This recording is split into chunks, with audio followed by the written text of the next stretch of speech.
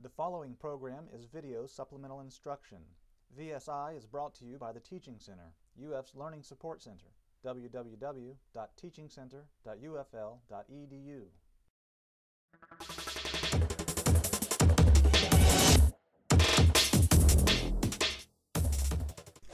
Alright, so I'm going to work through problem 10 for Physics 2020, Midterm Exam 2, year 2006. And this problem says, Big John Force needed to tighten a bolt on his funny car. From experience, he knew that 100 Newton meters was needed. His wrench was 25 centimeters long. How much force did John Force apply to the end of his wrench in order to achieve the torque required? Okay, so in this particular problem, we're trying to find out how much force did John Force have to apply. And I have a really silly, crude diagram here. Don't make fun of my drawing, but I am a terrible artist. But I tried to draw a wheel here, kind of like a side or front view. You have a bolt here, located right here. And you have a wrench. You're trying to tighten the bolt on this particular wheel. And you know that it's going to require, from experience, 100 Newton meters of torque. So this is tau is equal to 100 Newton meters. We know that you have a wrench that is 25 centimeters long. And they want to find out what is the force that you have to apply here at this wrench, at the end of the wrench, in order to achieve this amount of torque. And so from our knowledge about torque, we know that torque is equal to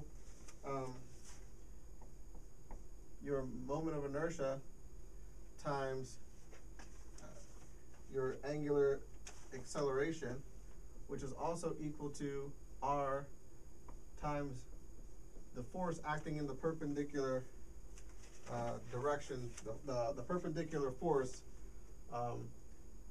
to the rotation or to the torque, okay, to the direction of torque. And so in this particular situation, we're trying to find the force applied. So we're trying to find this part here.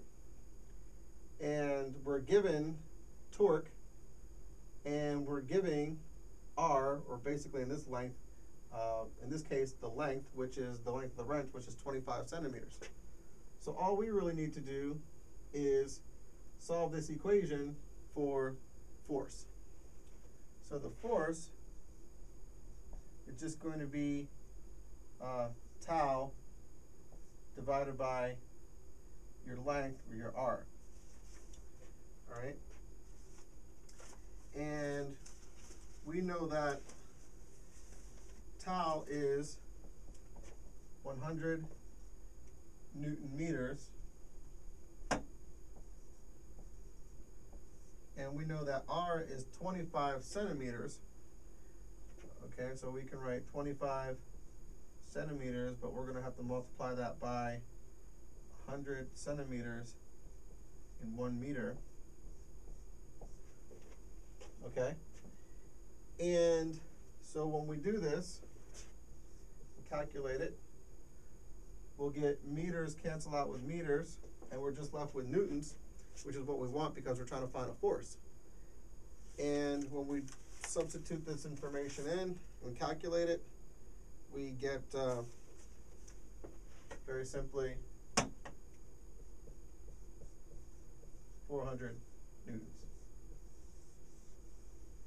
Okay, so this problem is just a matter of visualizing what they were asking and understanding the relationship between torque and force.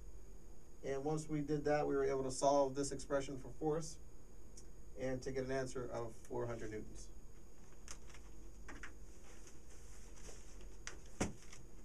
The Teaching Center, UF's Learning Support Center, www.teachingcenter.ufl.edu.